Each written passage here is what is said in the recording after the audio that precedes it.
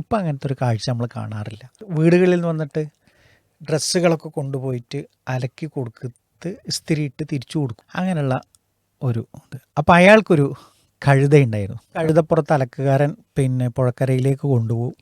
എന്നിട്ട് അലക്കി ഉണക്കി ഇത് കഴുതപ്പുറത്ത് തന്നെ തിരിച്ചു കൊണ്ടുവന്ന് വെക്കും. രാത്രിയാകുമ്പോൾ ഈ കഴുതയെ സ്വതന്ത്രനാക്കും. അപ്പോൾ കഴുത എന്ത് ചെയ്യും? ഈ ഭക്ഷണം പുല്ല് അങ്ങനെയുള്ളതൊക്കെ കഴിച്ച് പിറ്റേന്ന് പ്രഭാതമാകുന്നതിന് മുമ്പ് എന്ത് ചെയ്യും? ഈ വീട്ടിലേക്ക് തിരിച്ചു വരാറാണ് പതിവ്. അങ്ങനെ ഈ രാത്രി കറക്കത്തിനിടയിൽ ഈ കഴുതക്ക് ഒരു കൂട്ടുകാരനെ കിട്ടി, ഒരു കുറുക്കനെ കിട്ടി. പിന്നെ ഇവർ തുടർന്ന് അങ്ങോട്ടുള്ള യാത്രയിൽ എന്താണ്? ഒരുമിച്ചാണ്. രാത്രി എരതേടൽ ഒരുമിച്ചാണ്. അങ്ങനെ ഒരു ദിവസം കുറുക്കൻ പറഞ്ഞു, നമുക്ക് നാളെ ഇന്ന സ്ഥലത്ത് നല്ല വെള്ളരിക്ക വിളഞ്ഞു നിൽക്കുന്ന സ്ഥലമുണ്ട്, നമുക്ക് അവിടെ പോയിട്ട് കഴിച്ചു പോരാം എന്ന് പറഞ്ഞു. വെള്ളരിക്ക? അതെ. വെള്ളരിക്ക പട്ടണമാണോ? അത് പട്ടണമാക്കാം നമുക്ക്. അത് വെള്ളരിക്ക പാടാണ്, അതിന് നമുക്കൊരു പട്ടണമാക്കാം. അത് നമ്മളെ ഇഷ്ടത്തിനനുസരിച്ച് മാറ്റാം, കഥയാണല്ലോ. അങ്ങനെ ഇവർ രണ്ടുപേരും പോവാണ്. നല്ല നിലാവുള്ള രാത്രിയാണ്.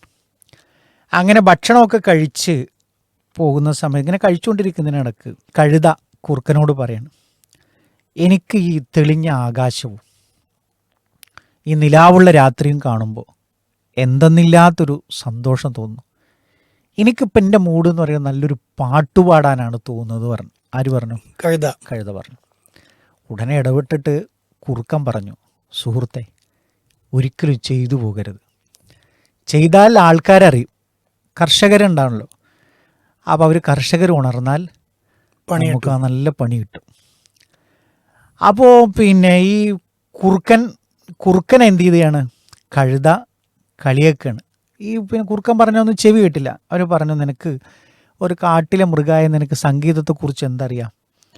പാട്ട് പാടാനും അത് ആസ്വദിക്കാനൊക്കെ ഒരു കഴിവ് വേണമെന്ന് പറഞ്ഞിട്ട് എന്ത് ചെയ്തു? കഴുത പാടാൻ തുടങ്ങി.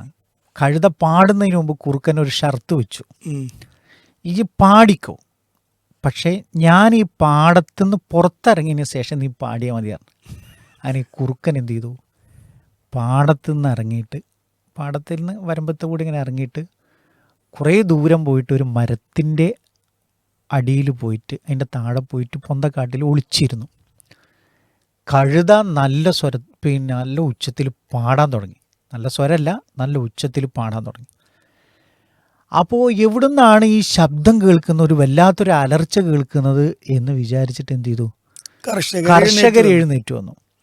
കർഷകർ എഴുന്നേറ്റ് വന്നപ്പോൾ തങ്ങളുടെ വിളവെല്ലാം ഭക്ഷിച്ച് പാട്ടുപാടുന്ന ഒരു കഴുതയാണ് കാണുന്നത്. അവർ നല്ല പൊട്ടിച്ചിൽ കൊടുത്തു. അവർ നല്ല നല്ല പൂശി.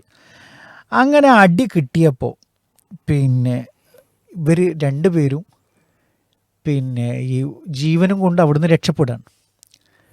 അങ്ങനെ രക്ഷപ്പെടുന്ന സമയത്ത് ഈ കുറുക്കൻ പറയുന്നൊരു വാക്കുണ്ട്.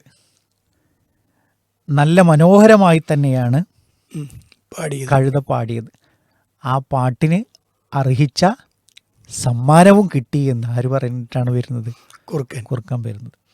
അപ്പോൾ പ്രിയപ്പെട്ട ശ്രോതാക്കളോട് ഇതിൻ്റെ ഒരു വാൽക്കഷ്ണമായിട്ട് ചേർത്ത് വെക്കാനുള്ളത്, ഇപ്പോൾ നമ്മളിത് പാഠഭാഗങ്ങളിലൊക്കെ വെച്ച് നമുക്ക് സ്കൂളുകളിലൊക്കെ ചിലപ്പോൾ കേട്ട് ഓർമ്മയുള്ളൊരു കഥയാണ്. നമുക്കറിയാം എന്ത്, സമയവും സന്ദർഭവും അനുസരിച്ച് നമ്മൾ ചെയ്യുന്ന പ്രവൃത്തിക്ക് വിപരീത ഫലമാണ് ഉണ്ടാവുക. അനവസരത്തിൽ ചെയ്യുന്ന പ്രതികരണത്തിന് പരിണിത ഫലം വളരെ അത് വളരെ മോശമായിരിക്കും എന്നുള്ളൊരു സന്ദേശമാണ് ഈ ഒരു കഥ. ഇതിൽ എനിക്കൊരു കാര്യം ചോദിക്കാനുണ്ട്. അപ്പോൾ ഇതിൽ കഴുതരാഗം എന്ന് പറയുന്നത് ഈ ഒരു പാട്ടിനെ ആയിരിക്കാമല്ലേ? പൊതുവെ കഴുതരാഗം എന്ന് ചില രാഗങ്ങളെ പറ്റി, ചില സ്വരങ്ങളെ പറ്റി തമാശ രൂപേണ പലപ്പോഴും പറയാറുണ്ട്. അപ്പോൾ അതൊക്കെ തമാശകളൊക്കെ പലപ്പോഴും നമ്മൾ ചെയ്യുമ്പോൾ അത് സഹപ്രവർത്തകന് വല്ലാത്ത വിഷമുണ്ടാവാത്ത രീതിയിൽ പരസ്പരം കൂട്ടുകാർക്കിടയിലുള്ള ഒരു തമാശ രീതിയിൽ മാത്രം എടുക്കുന്ന ഒരു സാഹചര്യത്തിൽ കഴുതരാഗം എന്നത് ഇതിന് ശേഷമായിരിക്കാം വന്നിട്ടുണ്ടാവുക. എന്തായാലും അതൊരു ഒന്നൊന്നര രാഗമായിട്ടുണ്ടാകും. അതിനുള്ള സമ്മാനവും അതെ. കവിതക്ക് കിട്ടിയിട്ടുണ്ടാകും. മാഷാ അല്ലാ. ഇന്നത്തെ ഈ ഒരു സെഷനിൽ മനോഹരമായ ഒരു കഥയാണ് നമ്മൾ കേട്ടത്. ബറക്കല്ലാഹു ഫീക്കും.